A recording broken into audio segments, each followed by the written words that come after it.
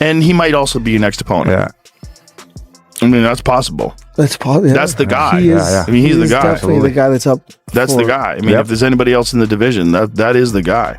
I mean, now that Islam is up at 170, who else is there? That's the guy. I agree. Yeah, and what a division.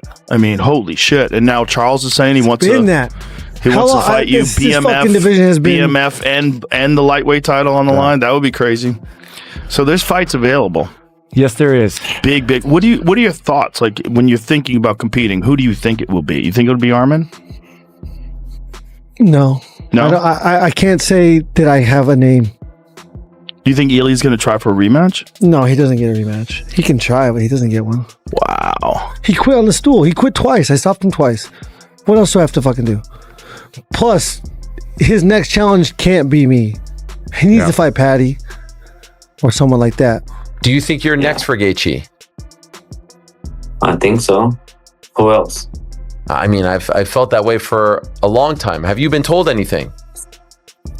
No, the fight just done, but it has to be me. Like, who else? Like, come on, like, what they gonna do? They gonna put the Charles Oliveira versus Gaethje, or I wanna beat Justin Gaethje. I wanna beat everybody, and when Ilya is gonna be ready, if I'm gonna be a champion, I would do. It would be an incredible fight. Gaethje seems somewhat interested in that matchup, so that's why I'm flying to Vegas, and I have a date, I have a name, so we just gotta confirm on Monday. Everything almost set it up. So we have a date, we have a name, it's agreed upon, but we haven't put pen to paper yet. Yeah, we just done the paper on Monday, and I'm ready to rock and roll. It's gonna be a good fight, exciting fight, and the best place to fight for me. Oh, okay, a little bit of a tease, because there's a lot of people are thinking this is going to be you and Oliveira for the BMF belt, and I've been saying forever you should be fighting for the UFC belt. Yeah, this year 2 fights, 2 belts. So it has to be Arman Tsarukyan. Justin went on Joe Rogan and said that Ilya doesn't get a rematch because he said he felt like he broke him twice in the fight and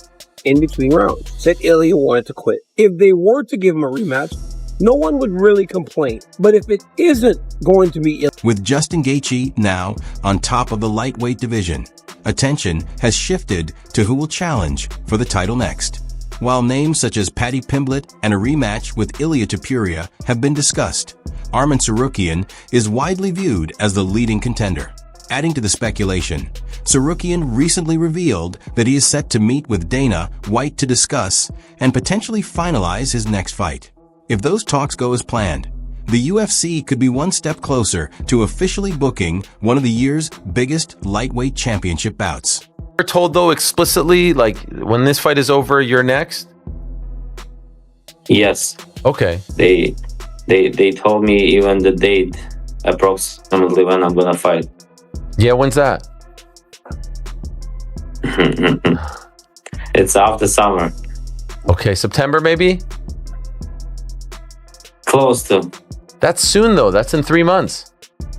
No, not September. Okay, maybe October, Abu Dhabi. Who knows, brother? Okay. This is exciting. I gotta talk to Hunter first. I understand. Watching that fight, did it make you excited to fight Justin? Because Justin is peaking. He's looking better than ever. What did you feel? As you know, I'm super confident. You know, like, if you're not confident, you shouldn't fight. You gotta think you're better than those 2 guys. And I know I can beat Ilya, and I know how I can beat Justin. Do you think Arman's up there with all he's been doing with Nina and stuff? Arman definitely is. I feel like you can't go a day without seeing an Arman. That guy's done a great job of getting out there and getting himself a lot of attention, and you know, a lot of needed drama work. You know what I mean? Yeah. If you look at the people that have been built, you know, it is impossible to deny that Nina Drama has built some of these guys, from Marab to Sean Strickland, Arman, you know, and these guys are smart. They lean into the relationship with her. Yeah, absolutely. Do you think that Justin's gonna keep fighting, or do you think he should retire? In my opinion, he should retire and give it to us interim title.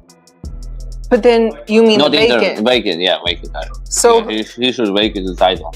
So then who would you fight the vacant title with? Paddy. Oh, Arman versus Patty for the vacant title. Yeah, it's a nightmare for UFC, but it's okay. Michael Bisping believes the lightweight title picture is relatively straightforward. Although potential matchups with Paddy Pimblett and a rematch with Ilia Topuria have been discussed, he argues that Arman Tsarukyan has earned the next title opportunity. Despite recent setbacks outside the octagon, Bisping maintains that Tsarukyan remains the division's top contender and is the most logical challenger if Justin Gaethje makes his first lightweight title defense. In there, we all know who I'm talking about. It was on the thumbnail. That man is, of course, to many people, the uncrowned champion, which I don't know about that, by the way. But his name is Arman Tsarukyan. When Arman Tsarukyan made his UFC debut in 2019, he gave Islam Makhachev a really tough test. It went the distance. It went over 3 rounds, and it was a close, competitive grappling affair. It was a phenomenal matchup, and then since then, Arman Tsarukyan has gone through everyone except Mateusz Gamrot. That's the only other person to beat him by decision, and that also was a phenomenal display of grappling capability on both sides, right? There were some wild scrambles in that one, but since then, he's on a 5-fight win streak over Dan Hooker, Charles Oliveira, Beneil Dariush, Joaquim Silva, and Damir Ismagulov. Reflecting on Arman Tsarukyan's rise through the lightweight division, Michael Bisping praised the consistency of his performances and the strength of his resume. Since pushing Islam Makhachev in his UFC debut, Tsarukyan has continued to establish himself as one of the division's elite by defeating several top-ranked opponents. In Bisping's view, those accomplishments have left little doubt that Tsarukyan has earned another opportunity to compete for the lightweight title. Great job of staying in the public eye, okay? He's building an immense fan base, okay? And people want to see him get what he deserves. Certainly being on a 5-fight win streak and becoming a bit of a media darling, okay? Him and Nina Drama are flying all over the world. He's going to RAF and he's throwing bloody Uriah Faber way off the stage and smacks him on the concrete and stuff like that. He's become quite the online sensation, of course, flying around the world in private jets and eating crazy amounts of caviar and stuff like that. He's a very interesting guy. His father is a very wealthy man and he lives a very, very glamorous lifestyle, okay? But what he does inside the octagon cannot be denied. So Arman Tsarukyan, for my money, he's got to be the next guy, right? Michael Bisping also believes Justin Gaethje would ultimately choose to defend his lightweight title against Arman Tsarukyan. While he expects Gaethje to take time to recover after a grueling championship victory, Bisping noted that he has never shied away from the toughest challenges. In his view, once Gaethje is ready to return, a title fight with Tsarukyan is the most competitive and logical matchup for the lightweight division.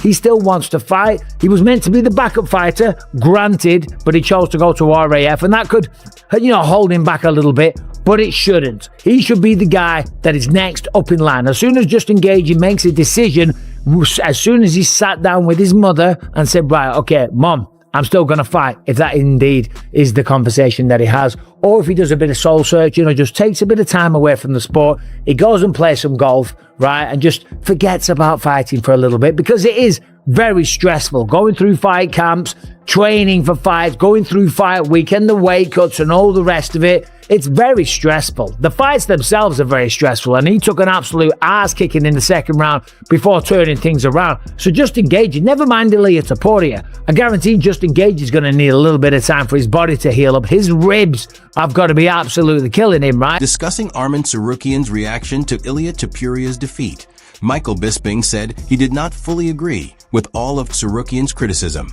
though he understood its perspective. Rather than attributing the loss solely to preparation, Bisping believes the pressure of the moment and Justin Gaethje's relentless toughness were the decisive factors. In his view, every elite fighter eventually learns through defeat, and those experiences often become the foundation for future championship success.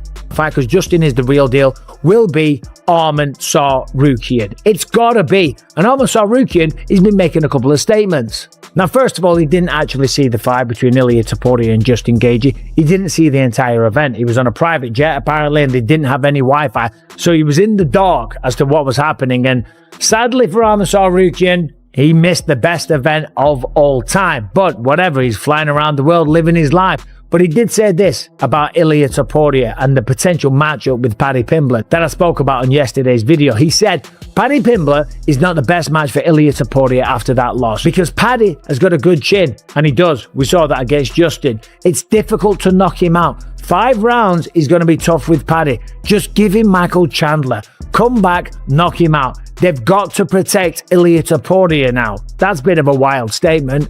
I think the loss is going to give him a lot of lessons, not to be overconfident and to respect your opponent and to keep grinding.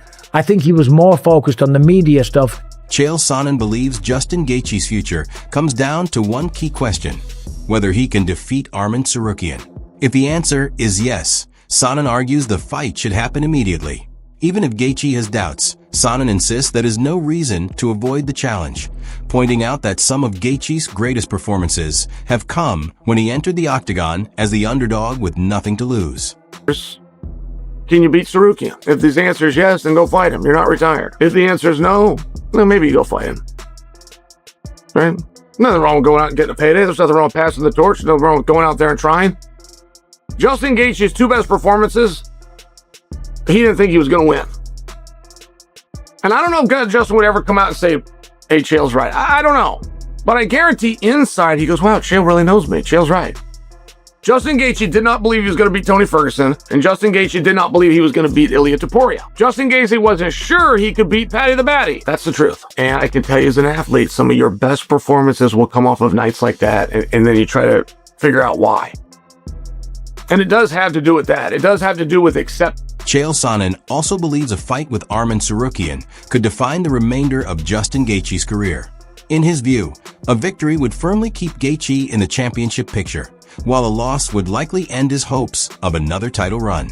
Although Sonnen expects Gaethje would still be involved in high-profile fights, he believes another climb to the top of the lightweight division would be highly unlikely after a defeat.